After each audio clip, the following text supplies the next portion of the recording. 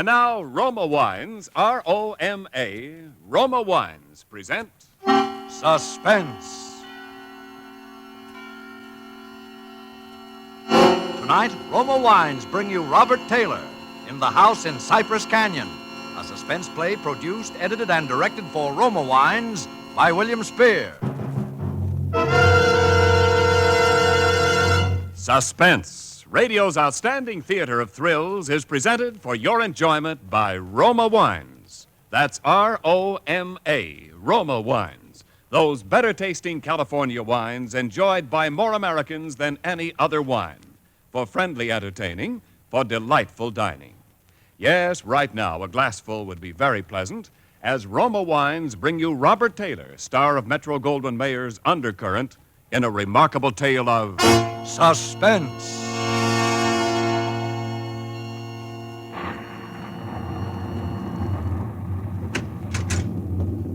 Merry Christmas, Jerry.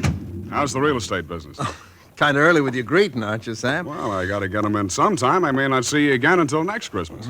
If this real estate racket gets any crazy, I'll be dead by next Christmas. I'm glad you could get up here, though, Sam. What's on your mind, Jerry? You'll probably shoot me when you hear it, Sam, because I'm probably nuts. But doggone it, you're a detective and you're my pal, and I just had to tell somebody. Well, you sound like it's serious. That's just it. I don't know what it is, Sam, but... Now, listen, You know we're agents for a group of houses up in Cypress Canyon. Mm-hmm. Those places that were started before the war, never got finished. Oh, yeah. All I got in were the foundations, just concrete and a couple of beams. Well, they've been finished now. In fact, I'm putting up the for rent on the last of them today. What do you want? Police protection from the mob?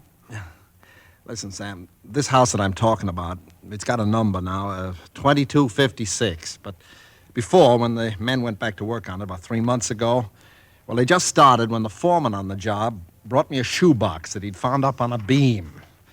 And this box had a manuscript in it, a story kind of, all written out. Yeah. Well, he gave me the thing. I read it. I didn't think much about it. I put it in my desk. But the other day, and I happened to drive by there, I saw the number on the house and what the house looked like. I thought of this manuscript. And, well, I don't like it, that's all. There's something funny about it. What's funny about it? Well, mind you, this thing was found in an unfinished house in Cypress Canyon. House that was only just started building. All right. Well, listen, Sam, I want to read it to you if you got the time, and you'll see what I mean. All right, shoot. Well, here's how it begins. To whom it may concern, my reasons for setting down on paper what follows here will be abundantly clear to anyone into whose possession it may fall. First, let me say that I'm a very ordinary person. My name is James A. Woods. I'm 35 years old. By profession, a chemical engineer. My wife, Ellen, was a school teacher when I met and married her in Indiana 7 years ago. There's nothing in the past life of either one of us to suggest remotely any cause or reason for the dreadful thing that has invaded our lives. Our married life has been in no way different from that of millions of other average, reasonably happy, and congenial families. 3 months ago, I was ordered by my firm to take charge of a rather minor project in Los Angeles, Hollywood to be exact. The order was a sudden one. There'd been no time to secure accommodations, and conditions being what they are, the inevitable result was that until day before yesterday, we'd been living in the cramped quarters of one of those characteristic California motels. Needless to say, most of our spare time had been devoted to a search for something more permanent and comfortable, but the fruits of these efforts had been, financially and in every other way, a geometrical progression of discouragement. Until last Saturday afternoon, only 4 days before Christmas. We were driving into town on our way to a movie when Ellen saw it. Jim, look. What? That sign in front of that real estate office. Oh, yeah. But don't you see what it says? For rent, furnished, 2-bedroom house, close in, immediate occupancy. Yeah, uh-huh. Aren't you going to stop? Oh, Ellen, you know what a sign like that would mean, right out in plain sight in front of a real estate office. Oh, yeah, but Jim... Either they want $600 a month... We'll never know until we ask. And if it's any good at all, there are probably 50 people fighting for it right back there now. Well, honey, there's no harm in trying now, is there? You really want to go back? Oh, it's probably foolish, but what can we lose? Okay. Oh, darling, come on, cheer up. How do you know? Maybe our luck's changed. Maybe fate's going to give us a nice new house for a Christmas present.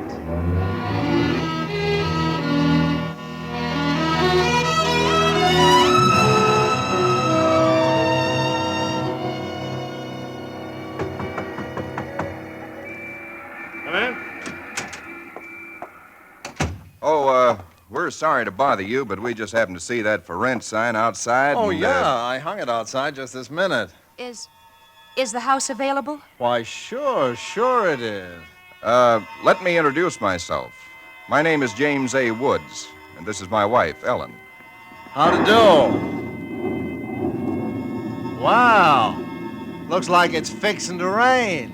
Yes, so it does, doesn't it?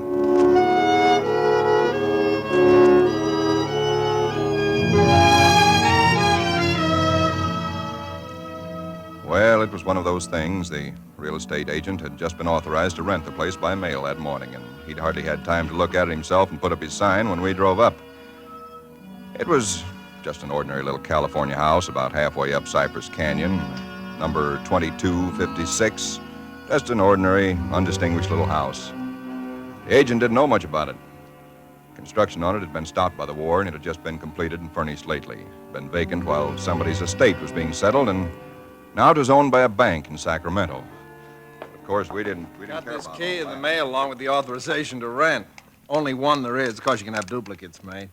Yeah, seems to stick a little. Oh, no, there it is. Doesn't sound as though that door had ever been opened. Well, a little oil on the hinges will fix that all Oh, right. sure. Now, here's your living room. Furniture's a little dusty, of course. You got to expect that. It's good furniture, though, you see? Benson Brothers. Yes, Now, over here's a little den. Paneled, you see? Radio, fireplace. Really a very attractive little room, particularly for a man. Uh-huh, yeah. Now, the bedroom's off the living room here. Everything's all on one floor, you understand? It's quite nice, I think. Yes. You can see you get the morning sun here. There's a view of the canyon through these front windows. You got cross ventilation. That's about all there was to it. It wasn't the best place in the world. It was small and badly built, but what would you have done? We took it with as little inspection as that. It was the Saturday before Christmas. And the very same evening, we were struggling up the steps from the road with suitcases and boxes and armloads of clothes and all the endless bric-a-brac that people collect and never know they have until they move. Ellen began unpacking, and I began moving things around and taking the worst of the pictures off the wall, doing all the little things that everybody does when they move into a new place and try to give it something of their own Don't be personality. such a sourpuss. You know, it's a roof over our heads for Christmas. That's more than we ever thought we'd get, isn't it? Now, what in the world are we going to do with those two pictures? Why don't we just leave them where they are? Jim, we can't. They're too awful. Well, all right, put them in the closet then. I can't. Both the closets are jammed full. No, I mean the other one in the little alcove off the den. At least there's a door there. I suppose it's a closet. I don't know. If that isn't a commentary on the housing problem, huh? A woman moving into a house without even knowing where all the closets are. Take the pictures down, will you, honey? Bring them in here. Okay. All right. Guess you'll have to help me with this door. I can't get it open. Let me see it. Well, of course you can't, silly. It's locked. Where are those keys we found on the desk? Here they are. No, not this one. Sure this one won't work. No. Feels like an awful solid door for a closet. Oh, and that's one solid door in the house. No, this one won't do it either. Well, we'll just have to get a locksmith up here on Monday. I'll put the pictures behind the desk, okay? Yeah, all right. Jim, if you could just help me move this armchair, huh? Oh, Ellen, will you let it go until tomorrow? You know what time it is? Oh, but, honey, I'd like to get the place looking just a Yeah, little but it's bit. almost midnight. In fact, it's exactly... What was that? Tomcat, I guess, out in the brush somewhere. Sounded near. Oh, hope that doesn't go on all night. Well, there's much we can do about it. Come on, Ellen, I'm dead tired. All right, Jim, all right. Where'd you put the toothpaste, honey? It's right in the medicine cabinet. Oh, yeah. Jim, we ought to get some firewood tomorrow. You know, a fire in that living room would make all the difference in the world. Cab, Sunday. Well, Monday then. Jim, I think red curtains are what we need, don't you? Mm-hmm. You know, just at least for the living room. Anyway, the ones in there now have just got to come down. Yeah, I suppose they do. What do you think of red? Well, I guess it's all... Jim, It's some tomcat. Jim, it sounded in the house. Oh, now, how could it be in the house, Ellen? We've been over every inch of the house. Except that closet. Now, how could a cat or anything else be in a closet that's been locked up for over a year? don't know. It's probably under the house. A wildcat or mountain lion or something. I hear they have them in California. Jim, I don't like Well, it. neither do I like it, but there's nothing we can do about it tonight. Well, maybe we ought to call somebody, the police or some don't neighbors. be silly, Ellen. You act like a kid. Come on, let's go to bed, huh? All right, I suppose it is silly. Jimmy, did you lock the door? Yeah. Can I turn out the lights now? Yeah. All right. Good night, Ellen. Sleep tight. Good night, Jim.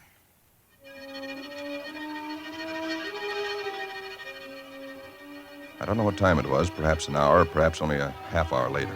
My mind was in that hazy borderland between sleep and a dream that's still part of consciousness. Then I was awake. Ellen, are you all right? Yes. Did you have a nightmare or something? No. I heard it, too. Well, that didn't sound like any cat. Put on the light. Yeah. It seemed to be out there, Jim, in the house somewhere. I'm going to look into this. Jim, you be careful. Come on. Where's my shotgun? In the den, I think. Jim, What? there's something wet What? Wet? running from under the closet door. Sticky. Ellen, don't touch it. I had to. Jim, it's blood.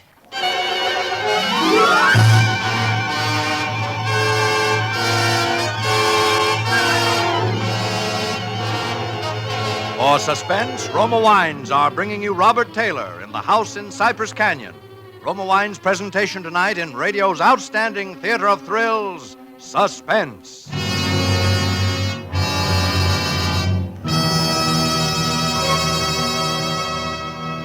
Between the acts of Suspense, this is Ken Niles for Roma Wines. These days before Christmas are busy ones indeed, yet smart hostesses everywhere find time for shopping and distinguished home entertaining later. The secret? Magnificent Grand Estate wines. Presented by Roma, America's greatest vintner, Grand Estate wines add distinction to your hospitality on a moment's notice. Make your holiday welcome, effortless, and in perfect taste. The brilliant clarity, full fragrance, and mellow taste of Grand Estate wines please discriminating people everywhere. For Grand Estate wines, limited bottlings by Roma, are born of choicest grapes, then patiently guided to superb taste richness by Roma vintner skill, necessary time, and America's finest winemaking resources. Delight your guests with Grand Estate California wines for entertaining, medium sherry, ruby port, or golden muscatel. For dining, Burgundy or Sauterne. So insist on Grand Estate wines and enjoy the crowning achievement of vintner skill. And now, Roma Wines bring back to our Hollywood soundstage Robert Taylor as James A. Woods, with Kathy Lewis as his wife Ellen, in the house in Cypress Canyon. A tale well calculated to keep you in suspense.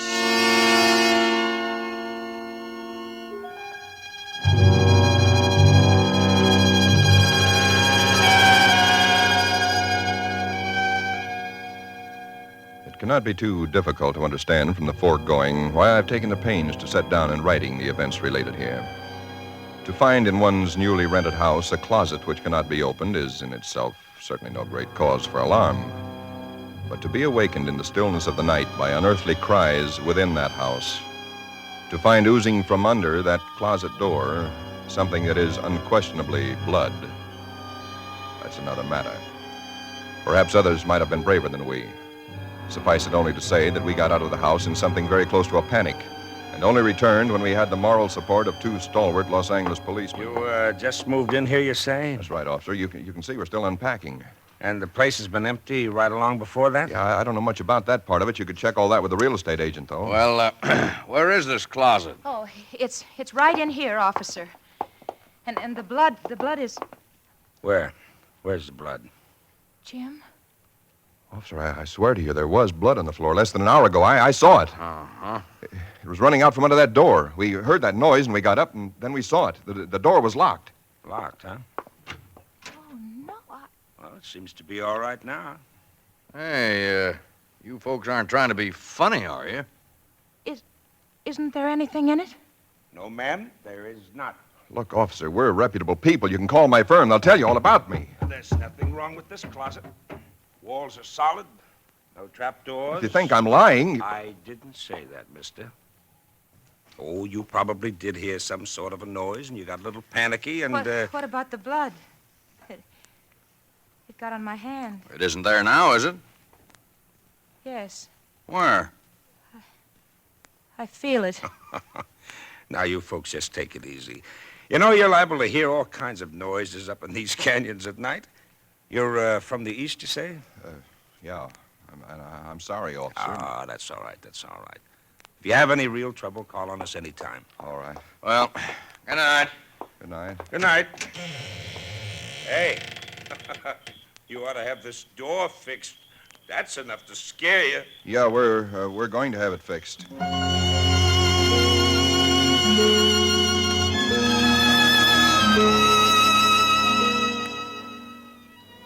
We didn't say much about it after that. There wasn't much that could be said.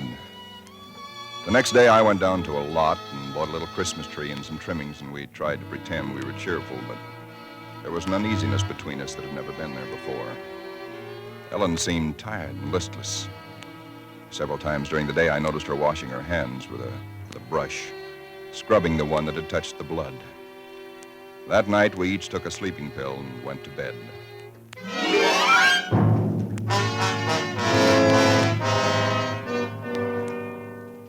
It was sometime after midnight when I was suddenly wide awake and staring into the darkness.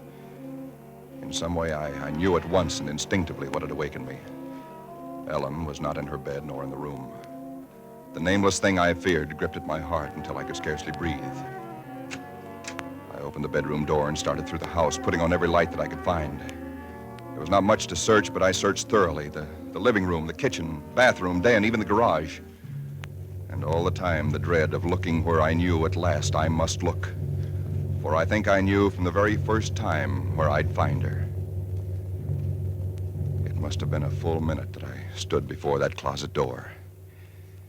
Then, I opened it. She stood there rigid, her arms at her sides, the fingers extended like claws.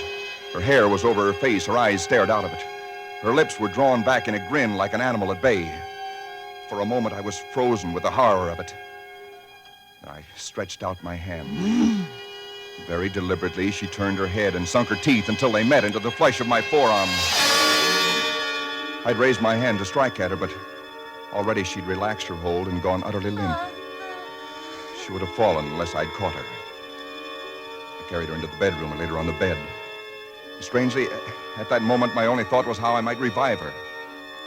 Until I saw that it was not a faint, but a sleep that she'd fallen into. A sleep as deep and heavy as though she'd been drugged. And so I left her. But for me, that night, there was no sleep.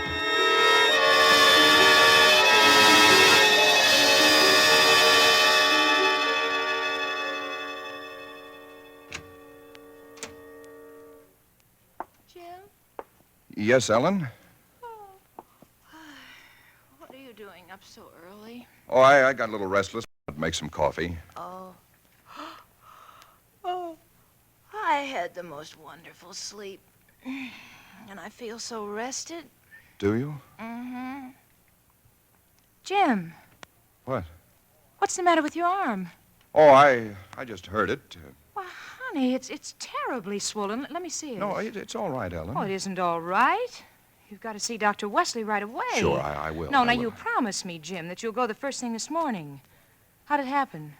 Oh, there was a dog. A dog? Yeah, I heard him trying to chew through the screen door. I went out to chase him away, and he bit me. Well, you mean there's all that racket and I didn't even wake up? No, Ellen, you didn't even wake up.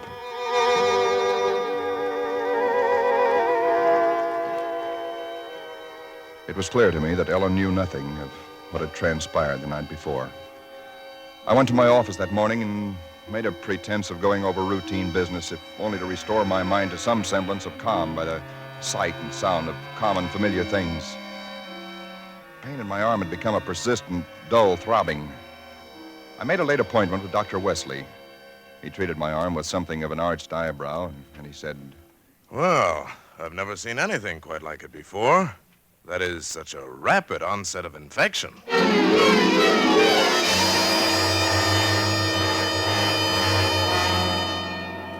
It was dark when I left his office. I hadn't realized it was so late. Driving home, my car seemed sluggish until I saw the needle on the dashboard and realized that I was pushing it to the utmost of its speed. I was racing home to prevent something before it was too late, before the darkness had conspired against me. For somehow I already knew with certainty that it was the darkness and the night that I had to fear. The curves of the canyon seemed endless. And then the cold fear leaped up inside me. My house, too, was dark. I went slowly up the stone steps from the road, looking, praying for some sign of light or life. There was none. The house was empty. Ellen was gone. I looked with the same self-torturing thoroughness, and in that closet first of all, knowing as I did so that it was hopeless. And so, alone in that empty house, I waited, powerless and helpless now, deadened in thought and will, empty as the house itself, save only for the overwhelming sense of a terrible foreboding. It was sometime in the early hours of the morning, I snapped on the radio, shortwave. Why? Surely a minor question now. I only know that I did. And then I heard it. Car 58, car 58, go to Laurel Canyon, the 4000 block. A report that a man has been injured or attacked. Condition thought to be critical. Ambulance will follow. That is all. I was there almost before the police, edging my way through the little crowd, staring down at the man lying there in his white uniform under the streetlight. Yeah, the milkman, poor guy. I heard him scream, but when I got here, he was just like this. There's nothing around it. Stand back, stand back. Please stand back. Well, you again. I heard it on the radio. I lived just down the road. Yeah, I remember. What happened? Well, take a look. Maybe you can tell us. He was dead. And he was lying on his back. And his throat had been torn out, as though by the fangs of some wild animal.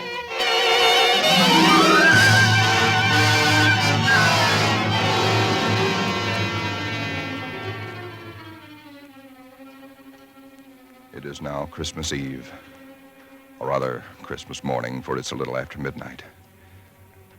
I've been waiting here in the stillness of this empty house for nearly 24 hours, waiting for the end. Already once tonight I've heard that dreadful wailing cry somewhere in the hills. I've nailed up the closet door, but that I know is childish and useless. My arm is horribly swollen and turning black, but that's nothing. It's another end that I foresee, as surely as other men foresee the rising of the sun. I hear the cry again. It's nearer now. I shall leave these notes in a sealed envelope and put it in a shoebox, in the hope that someone will give credence to these dark and terrible events, if indeed such nameless horrors can ever yield to mortal understanding. As for myself, I feel no longer any fear or even sorrow, only a desire that the end and the thing that I must do may come soon. And it will be soon, I know. Yes, for there is someone at the door.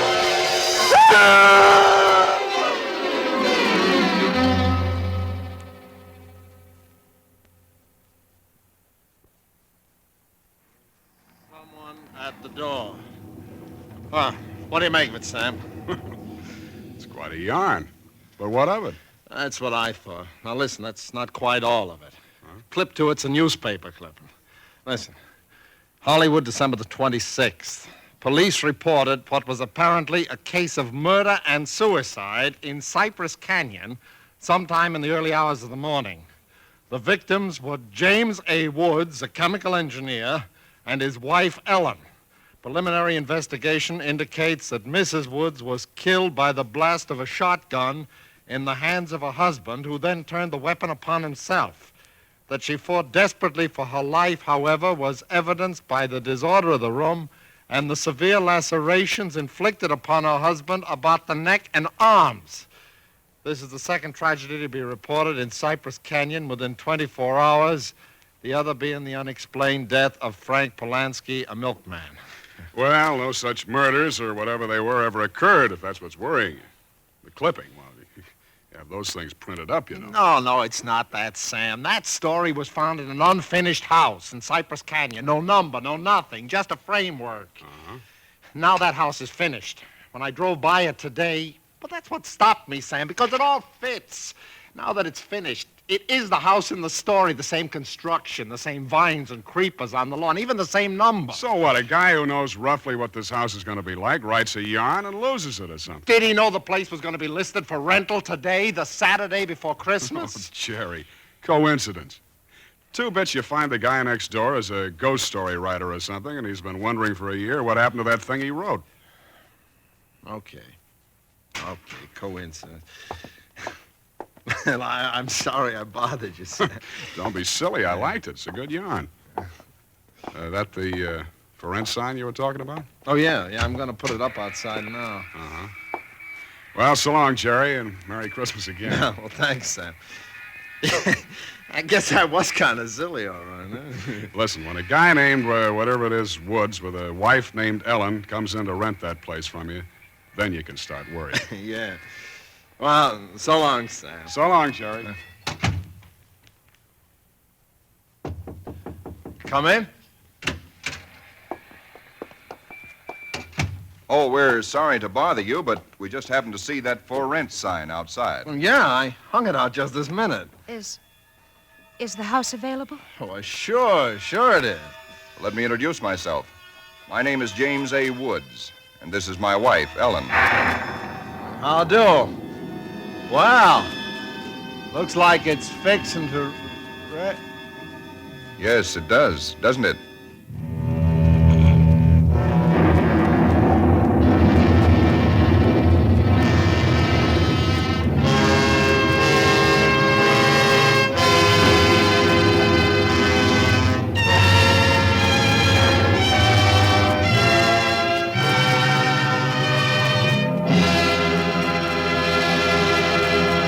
Suspense. Presented by Roma Wines, R-O-M-A, Roma Wines, selected for your pleasure from the world's greatest reserves of fine wines. Tonight's show marks the 3rd birthday of Suspense on the air, and this is Ken Niles asking our star of the evening, Robert Taylor, to help us celebrate. Why didn't you tell me before, Ken? If I'd only known, I'd have baked a cake. Well, Bob, all Suspense parties are surprise parties. As an old hand on Suspense, you know that in our plays, the tables are usually turned on the star. So tonight, although it's our birthday, we're going to give you a present. Here it is, a gift basket of Grand Estate California wines from Roma, America's greatest vintner, to our distinguished anniversary guest, Robert Taylor. Thanks, Ken. You turn a nice table. And you can set a nice table with Grand Estate Burgundy in your basket, Bob. For Grand Estate Burgundy means rare dining pleasure, adds memorable distinction to holiday dinner. Even everyday meals are outstanding in taste when Grand Estate Burgundy is served. Yes, all Grand Estate wines presented by Roma are limited bottlings of outstanding taste excellence. That I know about Grand Estate wines, Ken. But did you know that for Grand Estate wines, Roma selects only the choicest grapes? Then the ancient skill of Roma master vintners, necessary time, and America's finest winemaking resources guide the cuvée of this grape treasure to rich taste luxury. That's why discriminating wine users everywhere look to Grand Estate wines as the crowning achievement of vintner skill. Reason enough. And now, Ken, who's all set to star on Suspense next Thursday? It's that very wonderful actress and wonderful girl, Miss Susan Peters. Susan will appear as a young lady in straitened circumstances who finds herself mistaken for a very rich young lady and who is forced into continuing the deception with murder as a result. I'll certainly make it a point to listen. And before I go, I'd like to thank this really great company of actors who have played with me tonight, and particularly Kathy Lewis, who played Ellen. Thank you, Bob. Tonight's original Suspense play was written by Robert L. Richards. Next Thursday, same time, you will hear Miss Susan Peters as star of Suspense. Produced by William Spear for the Roma Wine Company of Fresno, California. This is CBS, the Columbia Broadcasting System. Bye.